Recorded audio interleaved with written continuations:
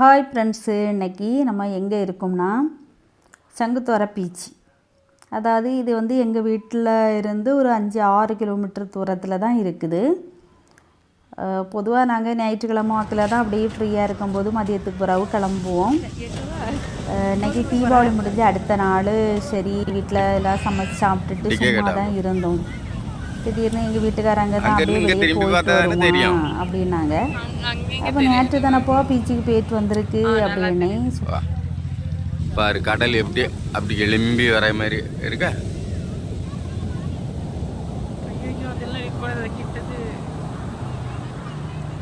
இருந்தாலும் எனக்கு கொஞ்சம் போகிறதுக்கு மடியாக தான் இருந்துச்சு. நேற்று பீச்சில், அதாவது தீபாவளியான பீச்சில் வந்து எங்கள் வீட்டுக்கு விருந்துக்காரங்கெல்லாம் வந்துருந்தாங்க. அவங்க உடல்லாம் சேர்ந்து போய் கொஞ்சம் கடலில் நனைஞ்சிட்டேன்.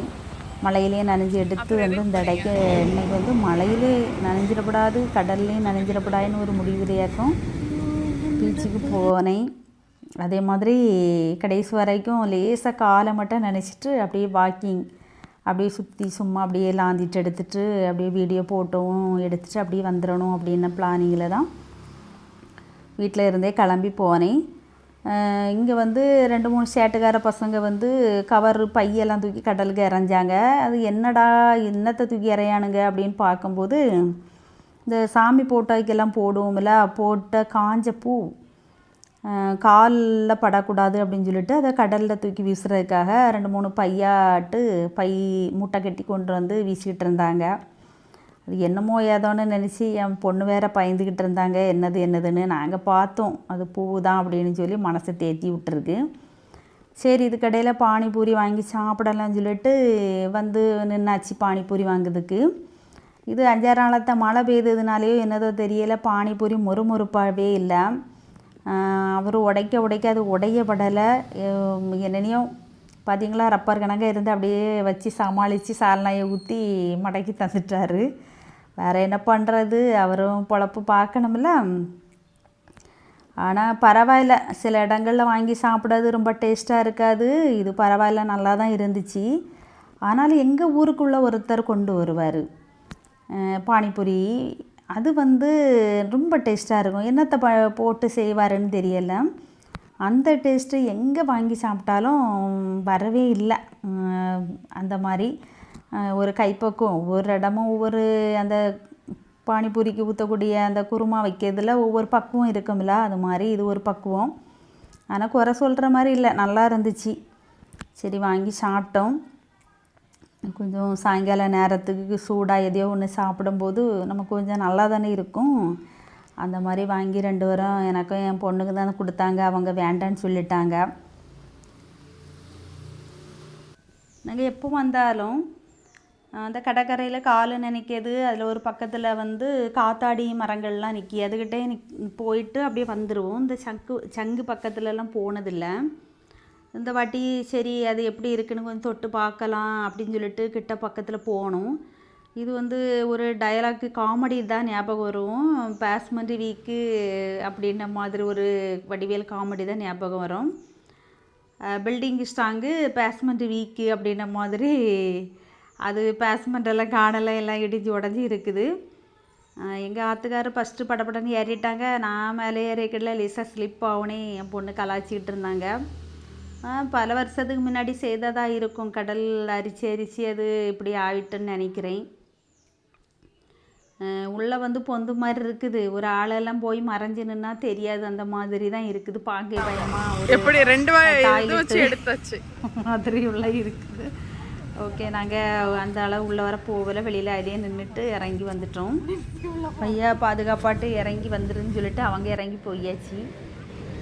சரி, இனியும் அப்படியே கொஞ்சம் நேரம் வேடிக்கை பார்த்துக்கிட்டு அப்படி வரலான்னு சொல்லிட்டு இருந்தோம். இதுக்கிடையில் என் பொண்ணு தான் சொன்னாங்க, ஏமோ அந்த மரத்துக்கு பின்னாடி ஒளிஞ்சு விளாடுவோம் அப்படின்னு. ஓகே அப்படின்னு சொல்லிட்டு போய் ஒளிஞ்சு விளாட போயிருக்கோம். பாருங்கள்,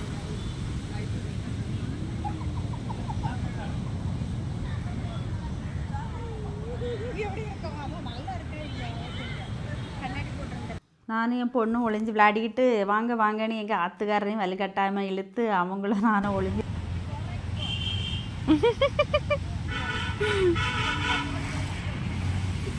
மறுபடியும் பண்ணீங்க. இப்பதான் எடுக்கவே ஆரம்பிச்சிருக்கேன். மறுபடியும் பண்ணுங்க.